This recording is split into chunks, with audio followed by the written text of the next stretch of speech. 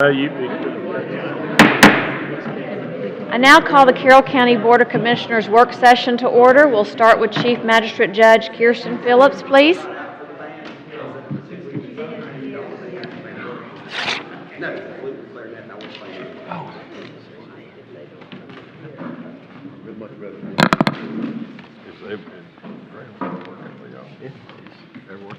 How's he working?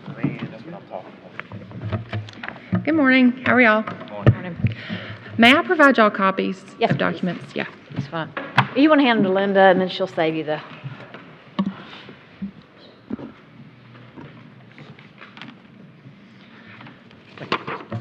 Okay, so what we're passing out, those are case filing statistics. They range from 2019 to this year, actually just a couple weeks ago. So, and I'll go over those in just a second. But while you're getting those and getting familiar with those, basically the reason that I'm here today is that it kind of came about after the budget had already been processed. So that's kind of why I missed the deadline. But, so at Magistrate Court, we have a lady that's up front. She's one of our intake people, and she is part-time. So what I'm wanting to do is to make that position full-time. She's actually going to law school later this year, and so she will be leaving. So we will be trying to find someone to take her spot, which obviously if this is not approved, then that person will be part-time. But I thought while we're making this change, I could go ahead and make her full-time. And this kind of comes about, too, along the lines of that we are moving over to the new courthouse sometime later this year or maybe early next year. We don't know at this point. But whenever we do move over, we'll be going to the probate courthouse, the floor where they are. And so up at the front, I don't know if any of you have ever been there, but so they normally have 3 people that are up at the front, and that helps with the public coming in and just processing everything and keeping things pretty quickly. As of right now, we have at Magistrate Court 1 full-time person, and he is great, efficient, and everything. But so what I would like is obviously to keep the part-time person doing part of the intake, but then the other part of her job would help with civil, dispo, clerk responsibilities to kind of help with the increase of our cases. And that's why I've provided the documents that I have. So let me just kind of walk y'all through those, because we did have a system, like a database that we changed. And so that's why there's 2, I think it's 2020 is when we changed over. Yes, because it looks like the numbers are down. But so in 2019, if you look at that printout, we have the dispossessories, that was 2,695 cases, and then for civil, it was 2,635 cases. And then so 2020, that's where we changed systems, and so part of the year, the dispossessories was 876, and then the next part when we swapped over, they were 751. So the total for that year was 1627. Now, as we all know, in 2020, that's when COVID hit. So that year was a bit of an anomaly. And even 2021, that was kind of those 2 years, those numbers are a little bit off. But, so those are your dispo numbers. And then for statement of claim or civil cases, the first part was 1,028 cases, and then the next part was 973. So a total for civil was about 2,000, and then dispose a total was 1,627 in 2020. And then in 2021, you have the civil of 1,928, and then the dispose of 1,818.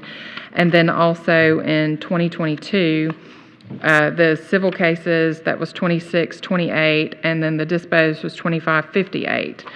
And then for 2023, civil cases were 2,832, and then dispose were 2,821. And then for 2024, the civil cases, that was 3,304, and then dispose was 2,651. And then as of this year, I believe I had this printed off. It was a couple weeks ago, actually May 12th, it's up at the top. So as of this month, actually, civil is at 1,490, and then dispose are at 832. So I project the numbers may end up being, and obviously this is just speculation, I'm not sure that this will actually pan out, but I'm thinking that civil will end up being somewhere around 4,470 cases possibly, and then dispose possibly 2,496, which if you look at the how everything spans over the period of time, that looks consistent with what we've seen in the past. Obviously, as I said, in 2020 and 2021, those numbers took a dip. But as we've recovered, you see that civil cases are actually, ironically, more than dispo cases, which to me, I feel like I adjudicate more cases that are disposed. But I got to thinking about that, and the reason for that is that when someone gets served, you file an answer 7 days later. Normally, we're scheduling a hearing 2 weeks out to give people a chance to do what they need to do, and then they come to court, and then they get another 7 days to stay on the property. So it's advantageous for them to actually come to court and litigate those cases. A lot of the civil cases end up settling, as everyone knows. So that's why I feel like I was a little bit surprised that the number for civil was more than the numbers for dispo. But so just to show the progressive increase in the number of civil and dispo cases, that's why I'm wanting to change that position to full-time to where they can help and assist, so that then we have actually 2.5 people that would be helping with civil dispo things. Now, where does the funding come from this? Because I know that's the only thing y'all care about, and that's for good reason, right?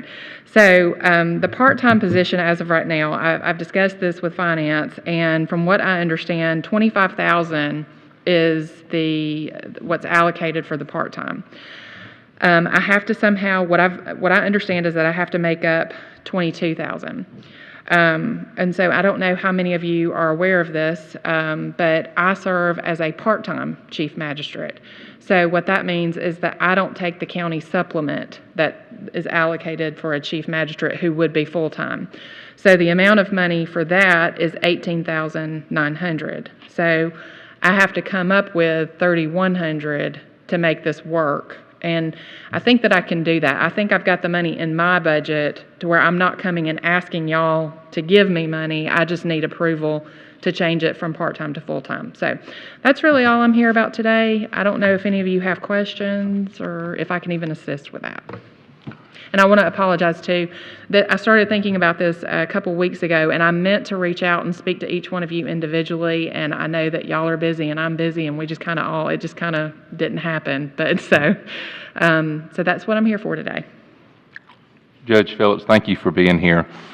A couple of questions. The first one is, you've got $25,000 allocated that I understand part-time would not have any benefits, and you're showing a $22,000 that's needed. So I'm assuming that's a $47,000 salary. Are you going to have benefits with that? Did you discuss that with HR? That is my understanding, that would include the benefit. That would include. So then we're at a $30-something thousand salary then, because you're looking at $8,000 to $10,000, maybe even more, depending on what the salary is that you would have in benefits. I'm just trying to figure if those numbers, making sure that it's going to cover that cost as well. My other question about the position itself, do you have a general idea, and I understand every court around would work differently, and just because Harrelson or Paulding or another community may do it different doesn't mean that they are the benchmark and we're not. But as far as your total staffing numbers, relevant to the amount of cases that you were going over, using that as a benchmark for us to look at to justify the position, do you have any idea how you range? And I don't expect you to know that in the moment, but that may be something I would want to look at to say other communities have a lot more divided into the caseload. They have a lot more staffing and we're way behind. Just trying to figure out what that number looks like to justify the position for myself. Yes, so I don't know exactly. I do know that the majority of our cases are civil and dispo. So that's why we have 2 people that are designated to doing that at this point in time. And then obviously we have a clerk of court, and then we have someone who's more of the accounting and does the garnishments. And then we have one criminal clerk. Ironically, there's more criminal, but criminal is not as detailed as civil and dispos. Civil dispo, they are certainly in court more than our criminal cases. And obviously, I think that's because, you file a case, you get served, and then you've got such a time to answer it, and then you're put on a calendar. So obviously, most people come to court more in magistrate court for civil things than they do for criminal, because in criminal, what we're doing is we're signing warrants, we're doing first appearance, we're doing the private warrant hearing applications, which that's not near what civil is. I don't have the exact numbers, but it's almost, I wouldn't say insignificant, but compared to civil, because there's just so many civil filings. I don't know about other counties other than Paulding County, because as you know, I've been very close in trying to imitate what they are doing, because they're just they've done such a good job.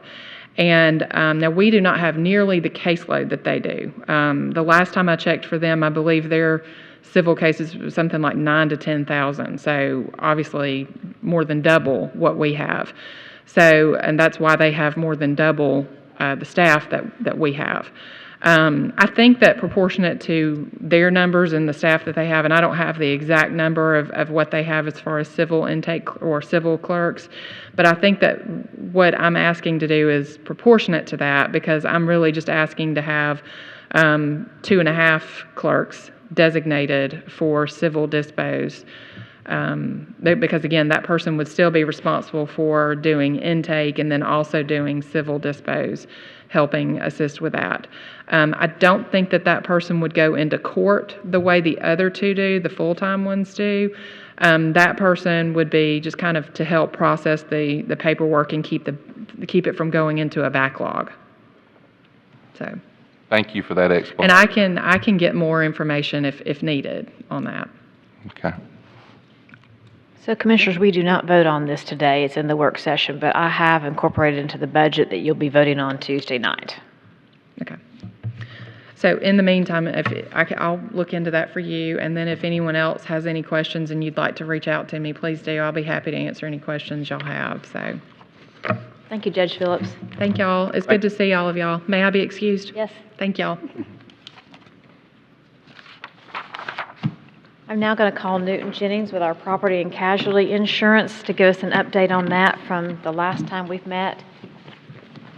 Happy to do so. Madam Chair, fellow commissioners, thank you for having this morning. Hope everybody had a good Memorial Day yesterday, or Memorial Day weekend. Everybody should have a packet in front of them. Looks like this, Marshall McClellan on the top of it. I've got 3 documents I would like to pedal through and then address any questions that y'all may have. If we can start with the one on the left, it's a spreadsheet that most of you should have seen. This is a loss summary, premium summary that we put together that just gives a pretty good summation of the losses that the county has experienced over the last 4 years. And I will tell you, I'm very happy to stand up here in front of you today, just reflecting early this morning on what 2022 looked like compared to what we look like this morning. I want to pat each and every one, the leadership of the county, and then all the way through the 18 plus department heads and every employee of the county for chipping in and moving us in a better direction than we were headed in 22.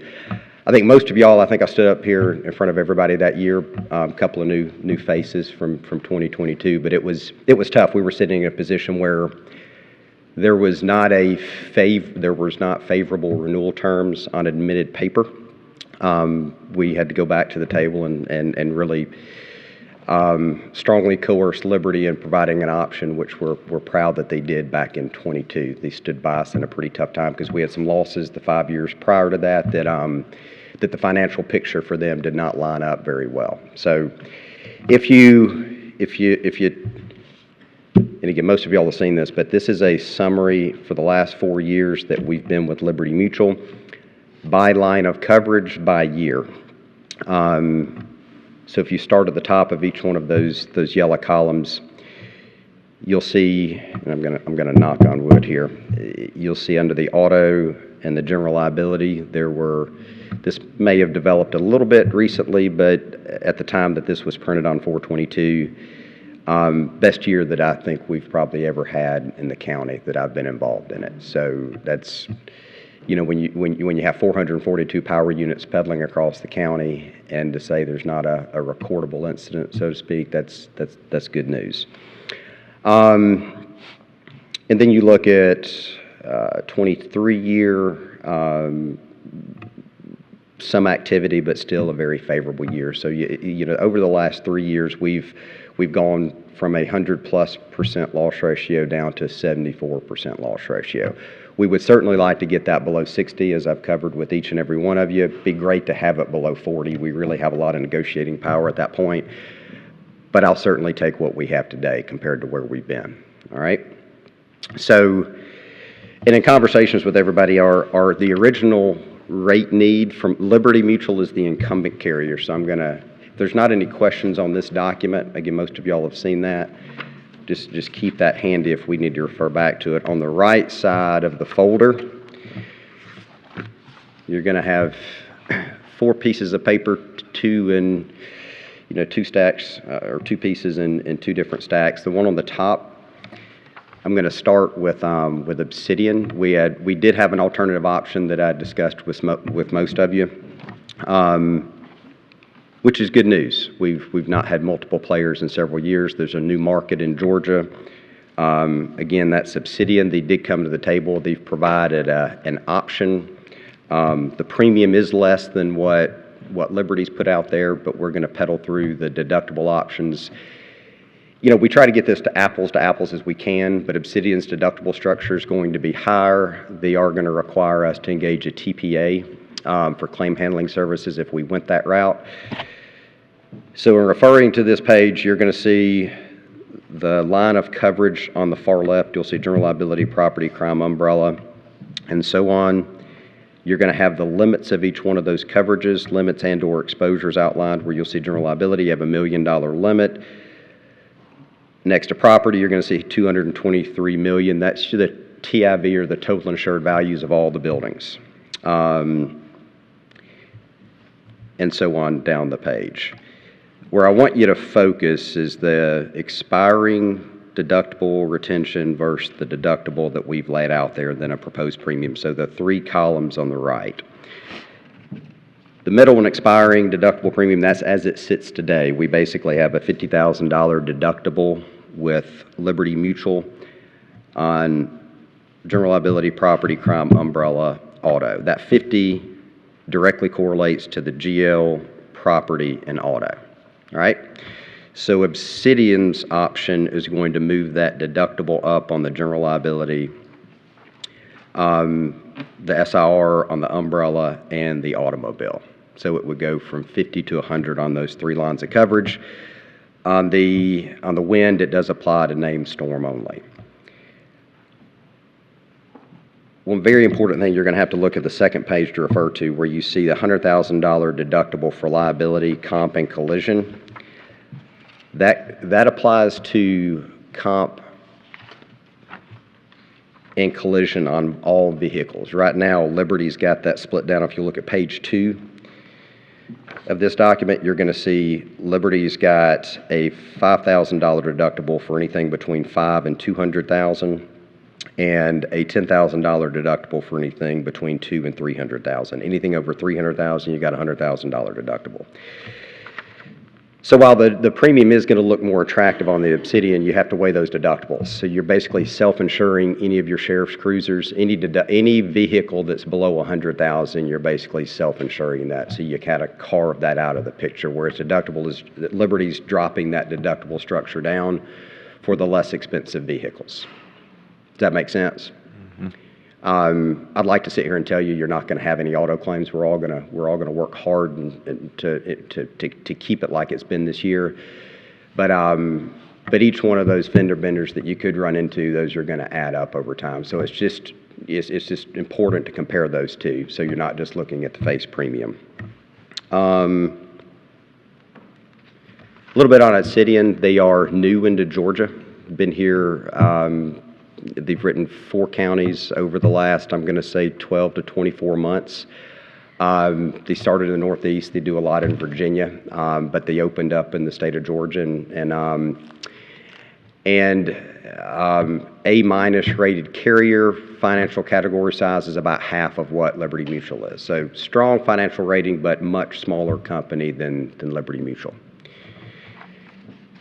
Any questions on the Obsidian page? So and just to keep in mind, your current premium outlay as it sits today in the 24-25 policy period, which I think I've shared with everybody, is about $1.6 million.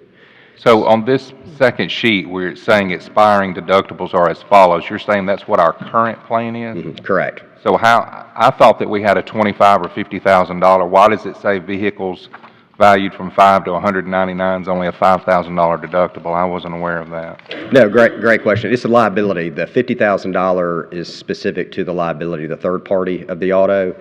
On the physical damage, the damage to the vehicles that our county owns, Liberty was able to drop down on some of the, I'm just going to say, the less expensive vehicles. And so you're saying on this, I'm just trying to get the nuts and bolts. Oh, yeah. So you're saying on this new one then, it's just a flat $100,000 deductible. There is no caveats on the different categories. Absolutely That's correct. all I need to know. Thank you. Yep. Any other questions on this piece of it?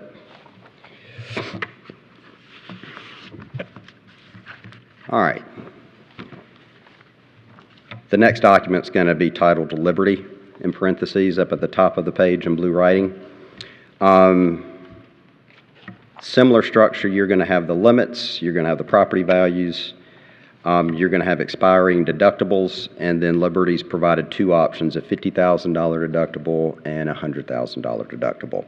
So this column, second from the right, if you just want to consider that being very comparable to what you have today, that would be keeping things the same. When we started conversations with Liberty roughly 3 months ago, the initial rate need was sitting at about 19 to 20%. We got that pushed down to 15, 16%, and then with some last minute efforts last week, that 1.7 you see at the bottom is about $127,000 up from where it was last year, which represents about a 7.9% increase from where you were. What I think doesn't matter, but I would tell you in today's market, that's a very favorable number. So while our loss history has certainly improved, we're still sitting at a 74%.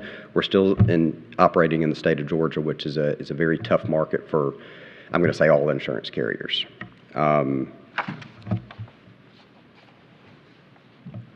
Second column is a $100,000 deductible. And you can run down, they did not break this out by line item. I certainly can. This came through Friday, but they basically gave us a total number, which is going to be on the Liberty lines, is going to be a 1.2, and then you add the public official liability, the EPLI, and law. You add the 293 to that, you're going to get a 1.5 number, 1.577. With the $100,000 deductible, it is going to require about $345,000 of collateral if that's the direction that we wanted to go. Whenever they, because Liberty's, insurance carriers look at it as like, if we're going to fund that much of a deductible, they want to make sure there's a financial guarantee from the insured, where there's money in the bank if for some reason you were unable to fund that deductible, which is normal. There is no collateral requirement with the $50,000 deductible. Positives on Liberty. Financial size category, there are 15, which is the biggest out there. Fortune 100 company, they've had a division committed to the public sector for decades. They're very good at what they do. So if you can think about them as the consistent player in the space, they've been there for a long time. And I'll say I'm going to throw them a bone. In 2022, when we needed them, they stepped up to the plate and we were there. So they're not going to be, number-wise, if you're sheerly looking at premium, they're not going to be the cheapest. But I do think when you line the deductibles up, you look at the value of the big picture, that certainly does even things up a little bit compared to where the numbers are with Obsidian. So, and when we've communicated that to Liberty, that there's we appreciate the consistency that they've been in the market. we appreciate them being an option for Carroll County in bad times, and as have they gotten better this past year. So they understand that, and they both would like to be the insurance provider for Carroll County, which is a good position to be in. So, any questions? I pedaled through that quick. I'm happy to address anything that you may have. On the property for Liberty, it's specifically spelling out flood and earthquake, and I don't see that on Obsidian. Is there anything from a flood perspective that we feel like we wouldn't be covered, or that something would be handled in a different manner from the two? There's going to be, both of them are going to have, if there's a location specifically in a flood zone, we would need to go and purchase flood insurance for those locations. Commissioner Chancellor, this is brave of me to say in front of everybody, but I go back to 2009 when we had probably the most significant water event here in Carroll County. Y'all can probably remember that. Knock on wood, and that's not to say you can't have an event, but we were fortunate not to have an event that I'm aware of on any of the structures that fall underneath this program. So, but yes, they're going to be, so what way insurance companies work, it's be a little frustrating. They're very willing to give you flood and quake insurance when you're not in a high-risk zone for flood and quake. But then if you fall into one of those zones, like the New Madrid Fault, if you're in Memphis, that's gonna be a specific line of coverage you may have to place outside of your normal structure to get that placed. So they'll give it to you when it's easy, but when you really need it, you gotta work a little bit harder, pay a little bit more for it. And on the Obsidian, I mean, I feel like they are reputable, or you wouldn't bring it before us, but everyone knows a household name like Liberty. Mm-hmm. So from a perspective of paying out, you've not heard of any issues in the industry of that company being subpar? I have not. Okay. Yeah, Commissioner Chancellor, there's not anything that's glaring that I can say that's been, and we've, and you're right, we wouldn't bring it to the table if it was not, it's an A- rated carrier, financial category size 7, compared to a Liberty that's a A-rated 15. So, and that's not saying necessarily anything bad about them, it's just when you're comparing the two, it's important to look at that. So, yeah. In one way, it's a crapshoot because you never know from year to year what's going to happen. But I would like I can meet with Ms. Cersei, but I'd like for us to figure out at least maybe the last 5-year average of what we've had in losses. And then we've got some that obviously would have been below our deductible that we might not have applied. But I think we need to do the best job of figuring out what we think historically in the last 5 years, going the 50,000 or the 100,000, because that's a massive jump. Just to see what a 5-year average, I mean, I guess there's multiple ways you could do it, but other than just flipping a coin, I think that would be the only way of just trying to get a grasp. Like you said, we've had a really good year where we just have the one building that was obviously, nobody could help that.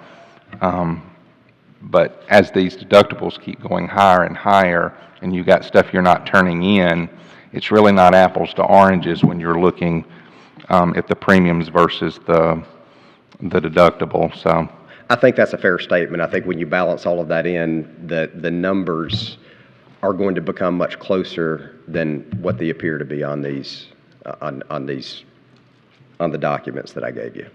Thank you.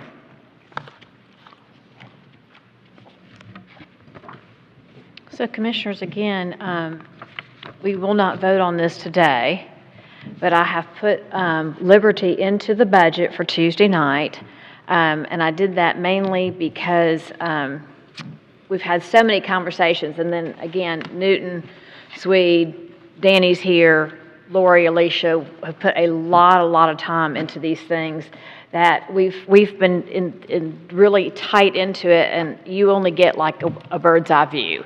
It's hard to give you all the details without you being in the office every day from 8 to 5. So we're trying to do the best we can, and I feel like this is last minute, but with any kind of insurance company, they want their 11 months before they can give us better quotes. So right. I've left Liberty in having this discussion last night on a holiday, but we were, like I said, even this morning, crack of dawn that never Yeah. came, but it would have been the crack of dawn.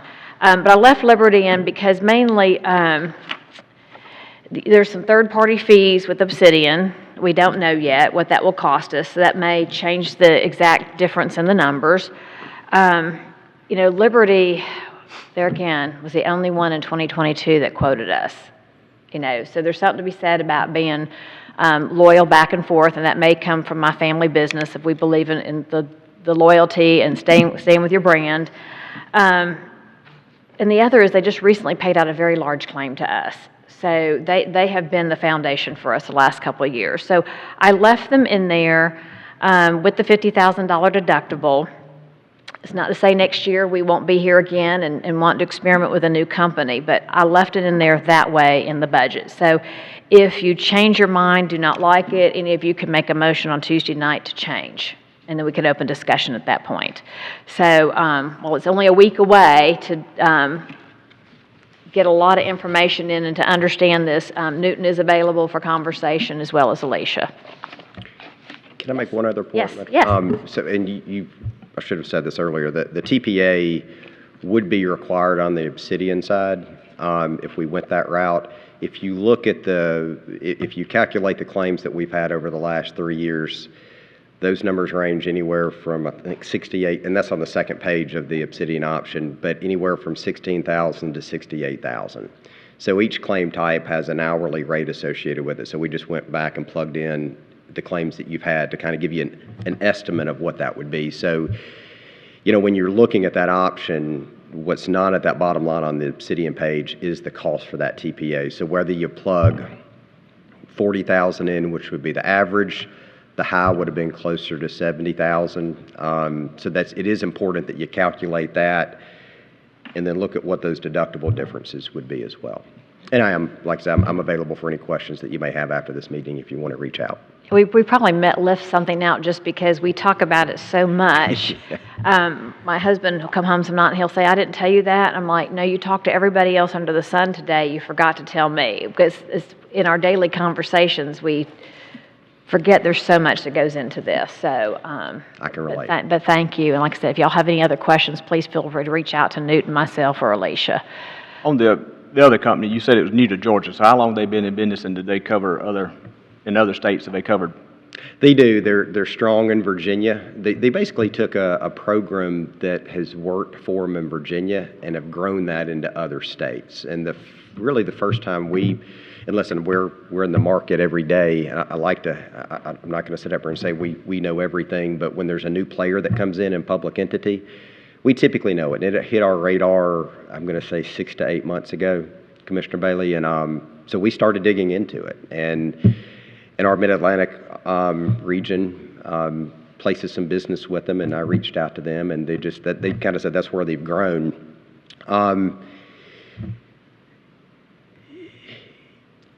You look at Georgia, how it's performed compared to a lot of the other states out there.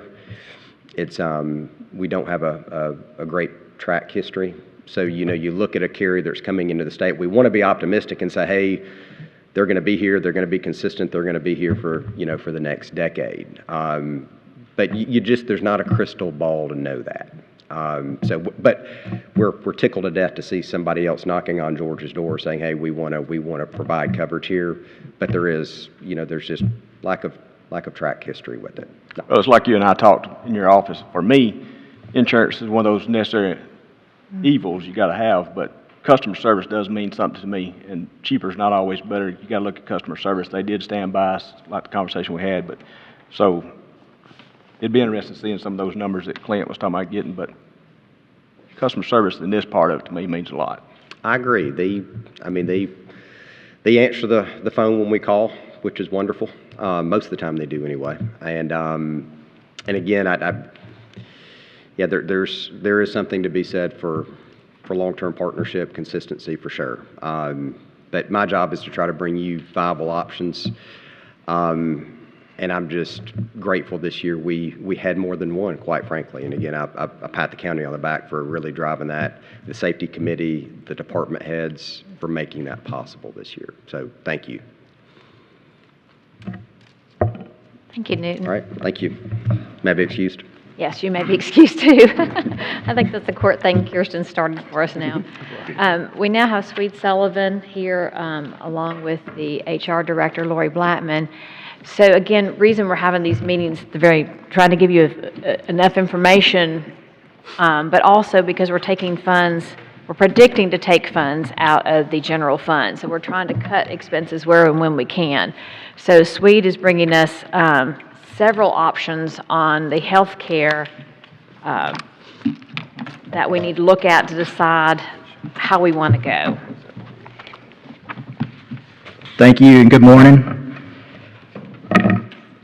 So what we will be talking about today is the dental insurance, the vision insurance, the life, the disability, the work site, and the medical, the benefit package.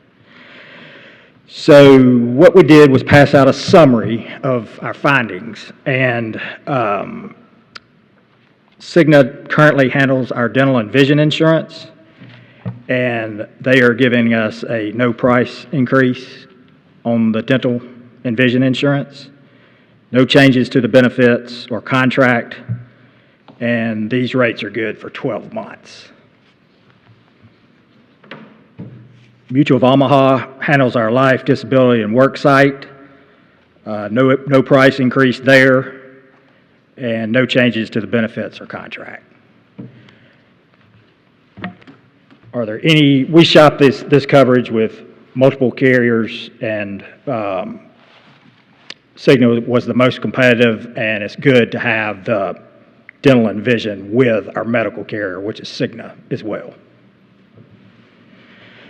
So now we'll go into the medical insurance. If you'll see on this page here, we shop the medical insurance that's currently with Cigna with Aetna, ClaimDoc, which is a third-party administrator, United Healthcare, Anthem, Kaiser, HealthGram, and 90 Degree Benefits. And as you can see down at the bottom, Cigna was once again the most competitive out of the 8 companies that we shop the medical coverage with. So the original renewal with Cigna was 20%, plus 20%. But after speaking with them, multiple times, kind of like what Newton said, our renewal now is 11.4%. And what I would really like to talk to you guys about today is we're giving you 4 different options, and you can pick from each of these 4. So we could go with the plan as is, the 11.4% renewal, or we can go with do some plan changes to the plan, and that gets it down to a 9.3. And the next, option 3, is if we do away with weight loss drugs. And we'll dig into the details there right quick. The weight loss medication is here on the summary. These medications are costing the county roughly $700,000 annually. 95% of private companies and government agencies do not cover weight loss drugs, and we do. So what we're proposing is the possible, let's consider not covering weight loss drugs. We have 83 employees on these drugs at an average cost of $1,171 per user per month. But, we can choose to do away with the weight loss drugs, and it gets that renewal down to 6.7%. Can I stop you right there? So when you say weight loss drugs, you know for a fact that someone is going to the doctor and they're only receiving whatever medication strictly for weight loss. It's not to do with anything else that could also incur them losing weight. It's not the diabetics. It's just the weight loss drugs. 83. Okay. And when you say that we're currently spending, it's costing the county $700,000, have you done any kind of analysis let's just assume that those 83 individuals would remain, I don't know if they're considered obese. I mean, there's something if they're trying to lose weight. Have we considered the flip-flop of that to say, okay, I can't afford that medication? Do we know to say, hey, well, now if they can't get that, they're going to have other problems, and it's probably going to cost us $500,000, but we're still going to save $200,000, or hey, if they don't have any help, then it's going to cost us $1.1 million. In other words, it sounds easy on the front end to say we're saving $700,000, but what's the caveat to that if they don't get any type of medication and they're not controlling their weight? And I know there's other ways to control it besides medication, but I'm just saying hypothetically from a numbers perspective. Yes, and we do know the side effects of these medications, and that includes stomach paralysis, pancreatitis, bone loss, eye disease, kidney problems, thyroid tumors, gallbladder problems, low blood sugar, and fatigue. So, that's not me coming up with it, obviously, but so that's where we are. And our concern is this 700,000 could escalate to $1 million pretty quick. The important thing to understand is, 95% of employers do not cover these medications. So it's just a key element during this renewal to decide whether or not we want to continue covering those meds when 95% of the population is not covered. So follow up on Commissioner Chance's question then. So if an individual is obese, could lead to other health care problems, is there an option for them to have this medication, or is it all or none? And Yes, they can receive the medication. It's just simply it's not paid like we're so there's no option for the insurance. If we go with this, no option for the insurance to cover it, regardless of what other health problems Correct. it may cut out for them, whether it be high blood pressure or whatever else. Correct. Well, let's make sure we clarify. If they're already diabetic, if they already have hypertension, or someone becomes diabetic or becomes hypertension, they could get these drugs, okay? Yeah. So let's make it real clear. We're not cutting it out for everybody. Well, hypothetically, Well- there again, I mean, I hear what you're saying, I'm not disputing that, but you also start running into a fine line with insurance companies to say, no, well, we don't think that. I mean, we're not 100% guaranteed that they would just pay either. Yeah, correct. So if they were currently overweight and then developed hypertension, they could get on these medications if they chose to. This is just strictly that you're overweight, no other underlying, there could, like I said, skinny people can have underlying conditions too, so let's keep that in mind. But this is strictly for weight loss only. People are just going to their doctor and wanting a weight loss drug. Now, you're right, if they were to lose weight, they might not get these other things. But right now, we're only covering 83 people at $700,000, and you have 600 employees, and maybe there's another 100 that want to now go on weight loss drugs. So you're right. If you can do preventative, but I'm not sure this is necessarily preventive medicine, because the other is now that all the side effects they're finding out that you then have to get medication for because of the medication you're on. Is that- Correct. Yeah. The stomach paralysis, is some pretty major things that they're throwing out there. Bone loss, kidney problems. Well, that's my question. I think the most common side effect of these weight loss drugs is kidney failure. Well, if your kidneys fail, now you're looking at dialysis. Which And is we very will pay for that. Yeah, but, I mean, we cost Why? it, Yes, yes. so. So I know it's a touchy subject, but it is one that needed to be addressed. Once again, we have 83 employees on this currently, and so you guys know, there's 560 employees on the health insurance. However, we cover 990 members, which includes the family and spouses. Give me those numbers again, please. Give me those numbers again, please. 560 employees, 990 total members.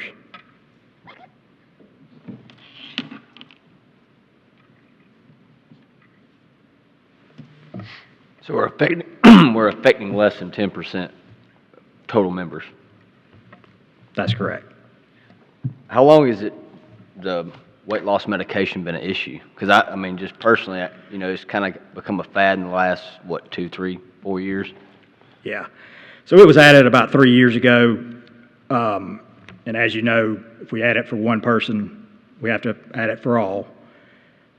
And like you're saying, Commissioner Hicks, it has skyrocketed and will continue to skyrocket. So this 83 could become 100 pretty quick, and that number could go from 700,000 to 1 million fairly quick. Mm-hmm. So it's just something to consider. I'm always free. If you would like to talk to me about it, please call me. Another conversation to have with this is not dialing in on just this particular line item that you're talking about, but you hear all the time, well, Carroll County, we may not can pay the best in salaries, but we have really good insurance. And those that reach a certain age threshold, if you're younger in your 20s or 30s, maybe you're just looking more at the salary. As you get older, you're saying you're really dialing in on what do the benefits cover. And I think that's one thing that we've been proud of at the county is that we've had a very inclusive insurance package for the employees. So here again, I'm not disputing what you're saying, and I'm not saying that I'm gung-ho that we've got to keep this in there, but when you start chipping away, it's a serious conversation in and outside of just the item that you're talking about. Correct. Is my point, because everyone knows that many times insurances don't want to pay. I mean, that's just the reality. So that's the part that scares me more, even so, than just what the line item itself is. If we keep chipping away year after year, are we going to get to a point where we don't have a very inclusive, robust package? And that's what Understood. that's my bigger concern.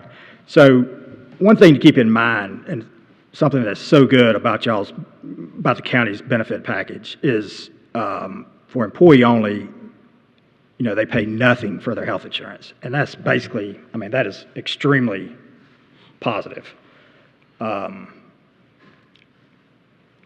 Basically it's unheard of. So we need to keep that in mind because the county's benefit package is very good based on that fact. For employee only, the county pays for 100% of the premium. Way better than ours. So the next line item is our telemedicine. We currently have Clever Health in place for telemedicine. The cost of that to the county is $28,000 per year. Out of 615 members, only 60 use the service. Since we added this, Cigna added a telemedicine product that there will be no monthly fee to the county. So we recommend switching to Cigna's option, and that'll save us $28,000 to the general fund in 25 and 26. So we'll still have telemedicine. It's simply going to be with Cigna instead of Clever Health. So that's $28,000 to the good. Do you think those numbers will increase over time? And what I'm referencing to is, I don't get sick that often, but the last couple of times that I have been sick and wanted to go to one of the emergency med places, many of them now are starting to make you have an appointment because they've become so swamped. The insurance companies have done a good job of trying to keep everyone out of the ERs or their main doctors, and they've sent them to these little med clinics. And there's several around now that you've got to have an appointment, and it could be a couple of days, or it's not just a walk-in and I'll wait an hour or two. So I'm wondering if that continues, if that's going to push up the telemed part. Personally, I love telemedicine. We have it in our plan, and I use it all the time. It's just a convenient way, not to mention, I have a mother with 3 kids. She has to carry all the kids, or he has to carry all the kids to the doctor's office. They weren't sick before, but now, because they're sitting in a doctor's office, they could have used telemedicine and done it there from their home or work. So, but to answer your question, we do see an uptick in the usage of telemedicine.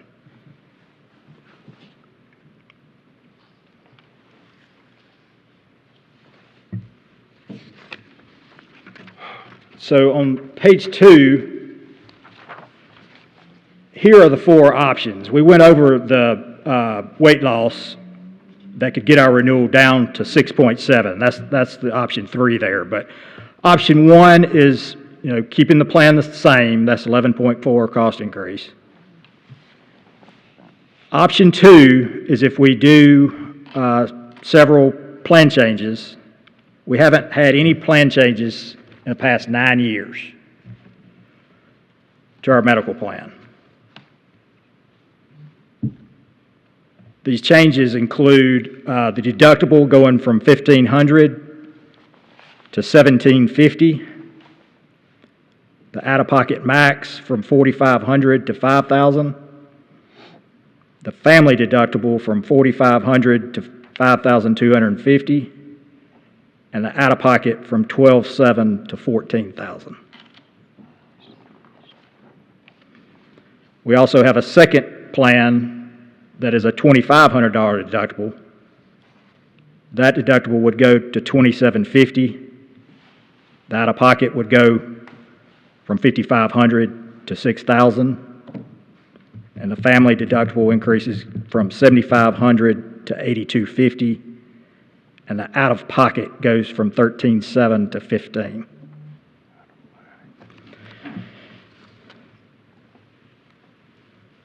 So out of our 990 people, 63 hit the out-of-pocket max last year.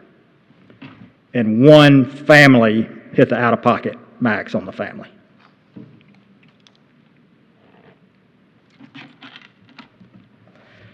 Another option is moving the urgent care visits from $50 to $60.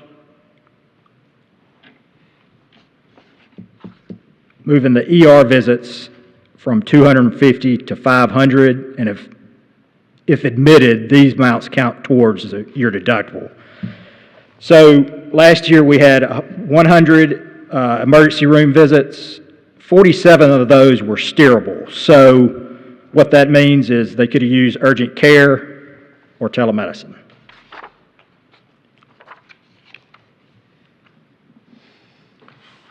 Well, I can tell you where I sit individually, I am not for increasing any of the out-of-pocket amounts, and I tell you why. If I cut my finger open or something happens to be at midnight, I don't have the option to go to the med clinic or to call telemedicine. I have to go to the ER.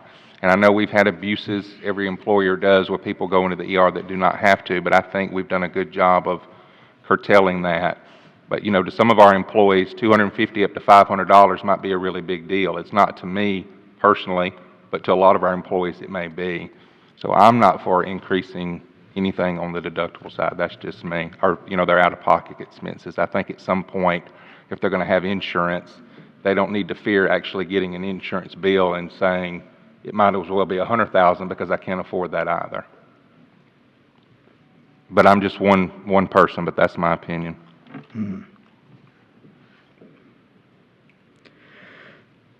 So we can choose from option 1, option 2, 3, or 4. The last but not least is specialty drugs. These are the high-cost claims, the high-cost prescription drugs like for cancer medications. We would have a $100 copay for a 30-day supply and $250 for 90-day supply. So the things to consider is, do we want to keep the plan the same at the 11.4, make plan changes at the 9.3, cut out the weight loss medications at the 6.7%, or do both and the renewal gets down to 4.6%?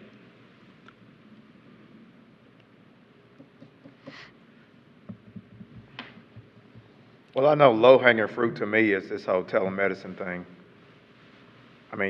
Still have access to telemedicine through Cigna, and just not using an external source to do it. So to me, that's low-hanging fruit. That's $28,000, that we could put back in the general fund, like he was saying. The others are going to be difficult because 83 people are already on this weight loss drug, and I understand the fad because we're dealing with it. My other job, and, but I also understand the health risk, some of those are dealing with the health risk right now too. So to me, that would probably be another option we need to look at, but I kind of agree with Clint here. I wouldn't want to raise anybody's deductibles or what they're going to pay out of pocket when they walk in the doctor's office because, I mean, the smallest of changes can be very significant to people, you know. A lot of people are living paycheck to paycheck. Yep. You go and shift that one payment all of a sudden puts them in a situation where they got to decide if I'm going to the doctor, I'm going to stay sick, or if I'm going to pay this or pay that, you know. And I know we eat a lot of costs, but our benefits are very important to our employees, and we have a good benefit package. But I do think, looking at these options, there are two options right there, because, I mean, weight loss is weight loss. I guess I used to be an athletic guy, but I'm a type of guy, but you get out there and you work hard, you can get the weight off. Watch what you eat, you can get the weight off. So that to me is not as big of a deal as it is to most. I'm aware we have some people on it, but those come with side effects that could lead to other things too. So just my opinion, I mean, that telemedicine and maybe the weight loss drug is a huge thing that we probably need to, that I would look at for sure. I agree. You might not know the answer to this, but I'm sure somebody does. Do we still have I know at one time we done the tobacco thing years ago when I was here, where if you done used tobacco, whatever, that was your choice, your premiums was different. We don't do that anymore, because I kind of look at the weight loss thing, so I like you add that, you got some other choices that you can make instead of everyone paying for that, incurring that cost of, I don't know. I'd like to hear what yourself and Alicia and them has got for the budget, kind of help make decisions on this at some point in time. At this point, we really didn't put anything in the budget because on us. this is something that's not a single decision by me. It's got a lot more moving parts to it. And I thought it was best to have that discussion today than try and do it next Tuesday night at the last minute, or then everybody wants to wait another week and we postpone the budget, which causes a problem for HR and finance and all the paperwork and for the employees themselves. So this is open for discussion for what you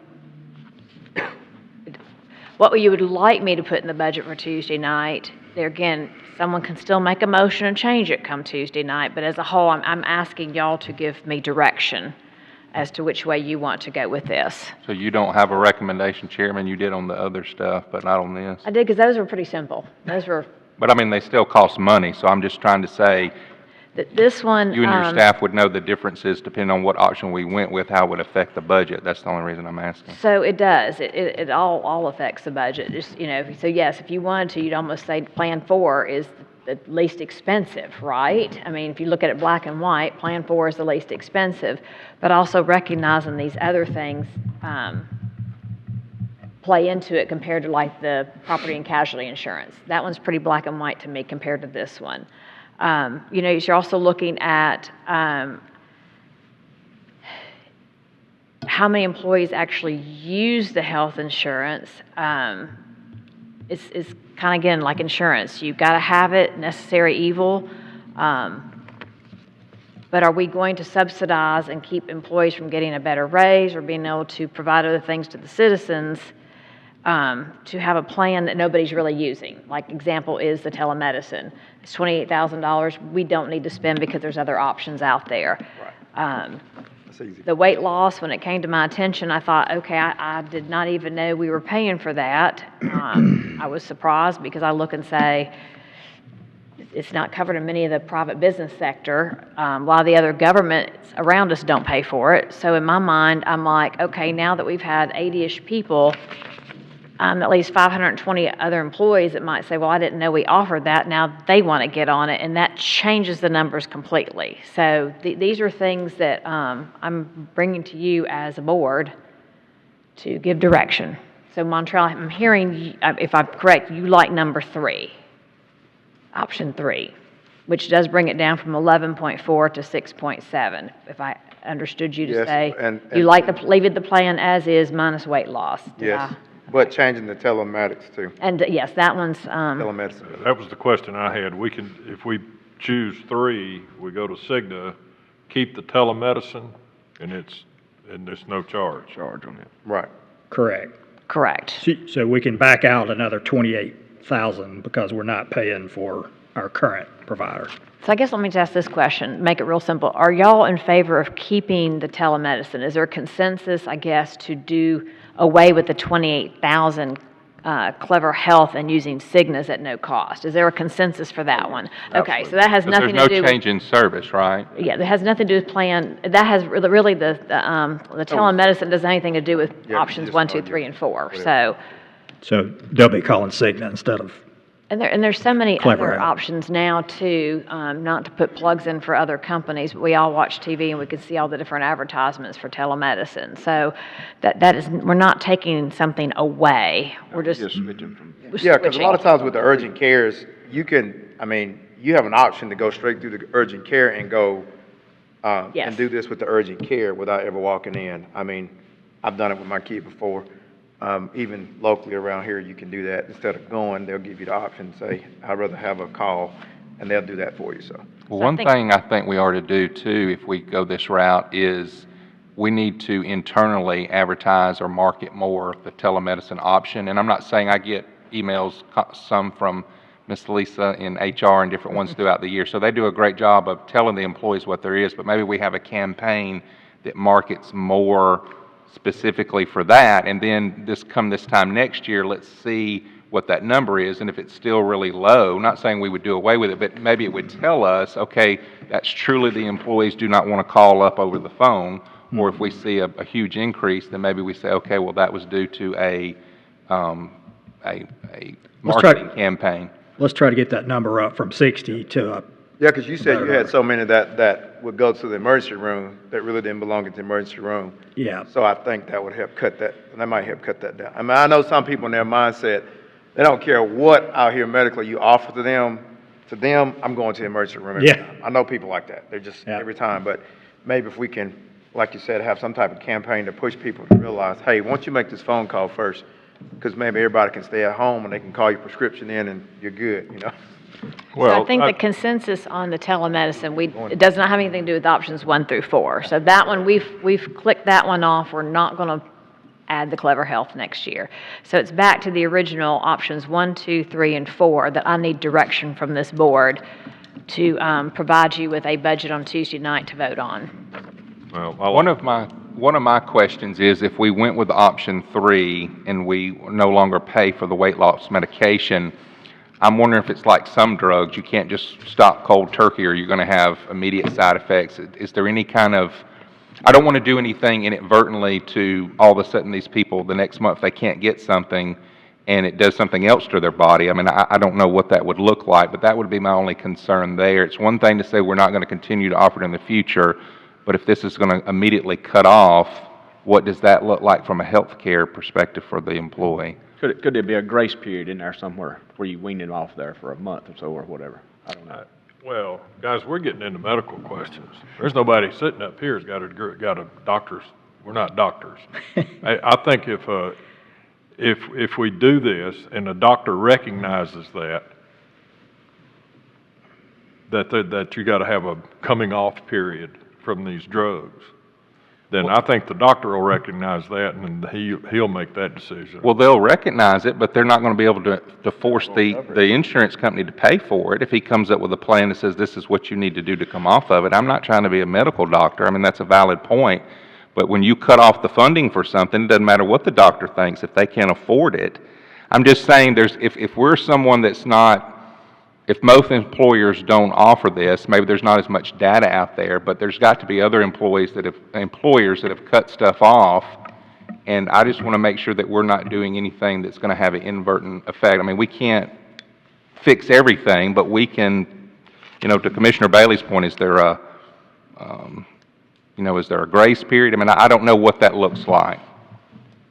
So I just wouldn't want there to be an inadvertent effect to something immediate and them not being able to have access to it. I don't know. I'm in favor of option 3 myself. It just got to work out the little details if you can. If you can't, then we just move forward with it. So Commissioner Chance, there are lower cost options, they're called compounding weight loss drugs that are not the 1,100 and the expensive options. So if there are problems, they can move them to those compounding drugs, to answer your question. Okay. And those drugs are most likely covered. Are they covered? That's what I was thinking. If you take them off one of these, Yeah. if we take them off, if they quit taking, hate to use that term, if you quit taking a weight loss drug and it starts causing some side effects, then I'm sure there are other drugs that the doctor would prescribe that's probably covered by the, by the plan. But I've never heard of any of these drugs being habit forming, so that's the biggest problem with when you take a drug away from them, they're like, uh-oh. Now, in all the research of this too, not like I'm a doctor either, but since we started having these conversations, you can still purchase these drugs Yes. through other locations here in town, and you can now purchase them online. Yep. Reputable online, let me say, reputable online. So it's not that they're unavailable, it's just that the employee would then have to pay for it out of pocket, no different than people pay for other possible procedures that they do that aren't insurance covered. Yeah. And just one, if there is no option, like Commissioner Bailey said about in the past, they had the tobacco, I know like for life insurance, if you use tobacco, your life insurance is way more. There is no option for the employees, if they want to opt into the weight loss, their premium would be higher. I know that's going to cause a headache on the paperwork and HR side, but is there an option we could consider there? Or do you know that answer? We've never seen anyone do that, but we could definitely check on it for you. I mean, you throw them the bone, if they want to bite, they bite, kind of Yeah. thing. But I personally believe the weight loss drugs are being abused. That's my personal opinion. And I like option 3 because I think that's our, Well, the weight loss drugs, to me, they are a boutique thing, you know what I mean? You Yeah. go to the gym if you want to go to the gym, or you don't. You walk if you want to walk, you don't. You take a weight loss drug if you want to, or you don't. It's a boutique thing, and that's the fad, you know what I'm saying? And I agree with you. I mean, there was a time here, even just, if it was maybe last year or whatever, when everybody kind of shifted to this, but the people who need it, they weren't getting it. And then you got a diabetic sitting here waiting on his shipment because it went to somebody who's using it for weight loss, and they don't know if they're going to get it, but it may be a life or death thing to them. So it's a boutique thing to me, and I would agree with you. If there was an option for people to opt in and have a higher premium because they want to do it, then then I'm fine with that. But like I said, They I'm can into still this. get them. I'm into this nutrition stuff, and so I see a lot of stuff out here over the counter now because of those drugs that are over the counter now that people can get their hands on and that are reputable and they can use those things. But like you said, most people in our situation are not paying for these type of boutique drugs. They're not. 95% are not. And I think the other thing, you look at, you shouldn't penalize the 500-plus employees for 83 people. So it goes back to that thing we had years ago when I was an employee here, that it was tobacco use back then was the big thing. And if you used tobacco, you had one premium. If you didn't, you had Everybody.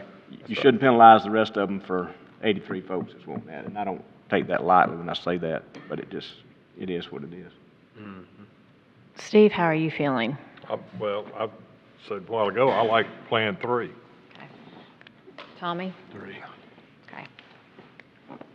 Okay, so at this point, I'll put option 3 into the budget for Tuesday night. I do got to clarify, I'm not sure I understand about the tobacco use. So I don't know I don't think we have that right this moment.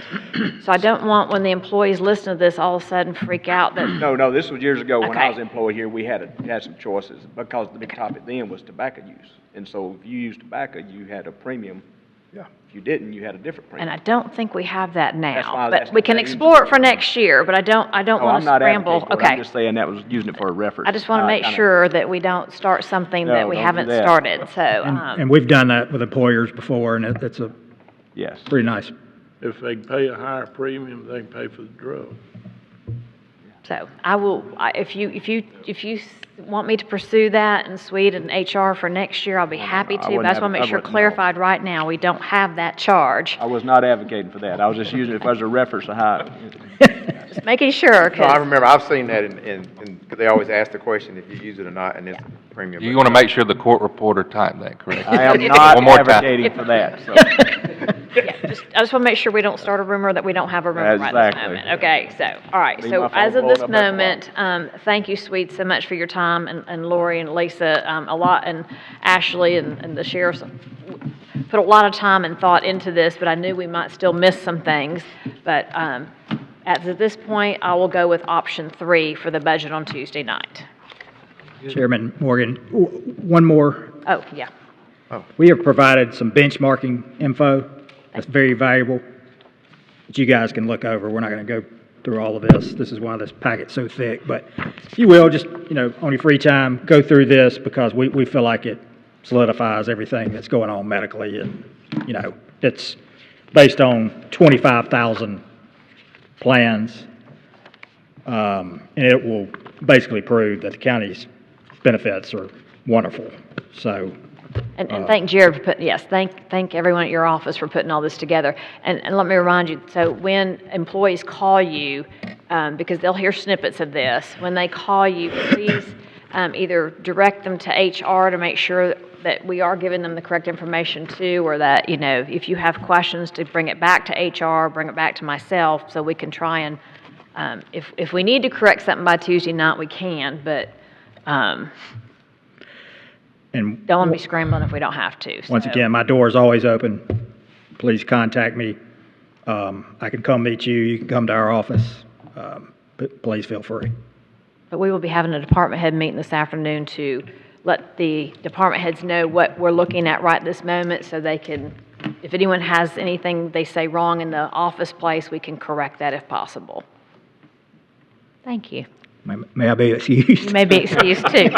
Kirsten did not know what she started, did she? I feel like I'm back in elementary. It's funny, an elected official asking me to be excused. It might not go well, but it is polite. Anyway, thank y'all. Okay, last, I'm gonna sit there, keep my chair. Danny, we're bringing you up to talk about trash talk now. We have some more updates. And then again, probably next February, you all have been given a date for February of 2026 for us to have a retreat again to delve into things a little more detail. But since we're having this meeting this morning, I thought you might want to hear a little bit more updates on trash. That is Yes, one of ma'am. our big budget items too. Yes, ma'am. Thank you, Commissioners. The latest update I have right now, we still do not have the contract with GFL drawn up. It's in their legal department's hands. I spoke with them last week, and we were hoping to have it by today, but I haven't received it yet. We have negotiated the price. They originally came at us at $365 a load, and right now we are sitting at $310 per haul. And with the other changes that you all have asked me to implement, and we have already began, I'm predicting around 5,200 loads. I hope the others come in within the next 2 weeks and we can start installing them. I have also went out and I reached out to 3 local roll-off companies to see their interest in hauling for the parks. Just the compactors we're going to put at the parks. It's 3 compactors, and I have received quotes. The cheapest one I received, we would save about $110 per haul on it if we went with this company. Just to come whenever they're called, come pull the can, take it back. So I will bring that before y'all, hopefully right around the 1st of July. To have, we'll put them under contract for a year or 2 to take over that. And that is all the update I have right now. I'm still waiting on GFL. And as quick as they send it to me, I'll make sure Ms. Blackman gets it and we can look over it and make sure everything's correct. I think with these changes that we've presented to y'all today, we will probably take less funds out of the savings this time next year. Of course, also, this is all just a proposal. If sales tax continues to do well, we might not need to take funds out of savings at all. It's just you've got to plug a number in. And so we're trying to plug in the least amount of number, but also making some great changes that I think will set us up for the next couple of years, too. I think so. And like I told y'all earlier, I think next year this time we'll have different options we can look at. Can you give us a brief update on the process of the building replacement? Excuse me? Building replacement, can you give us a brief update on where you're at with it? It is under design right now. We should have all the drawings and documents in, I think, before the 9th of June. We're actually going to put it out to bid somewhere around the 9th of June for construction. So we'll be able to come back, hopefully in the July, I think that's what I we think, were yeah, the July projecting. work July or session. August meeting, we will have all the bids in for the construction of the new building. Are we gonna be able to keep the yard dog running? I understand Ben was out there over the weekend. He was, they had an issue with it, but it's up and going. They got it fixed Saturday, and also it's up and going. Well, how soon, all right, we ordered an engine for that. And that is it. That is the yard dog. Yeah. They had an electrical problem with it on the batteries. It would run, and it'd cut off. And so they did get it repaired. They called a mechanic in Saturday, and he went out there and got it repaired. And when will that new engine be in? It's in. It's in the It's truck here. now. Yes, sir. It's Oh, it's in already the in. truck It's now. in operation. Yes, Oh, sir. okay, all right. I think they actually took it out Friday to the transfer station to begin using it. Okay, And then we had an electrical problem with it. all right. Good. Okay, well, if there's no further questions, I'm going to adjourn the work session. And again, over the next few days, it's a lot to absorb, but please take the time to do that and ask questions so we're all not scrambling next week. Thank you. Meeting adjourned.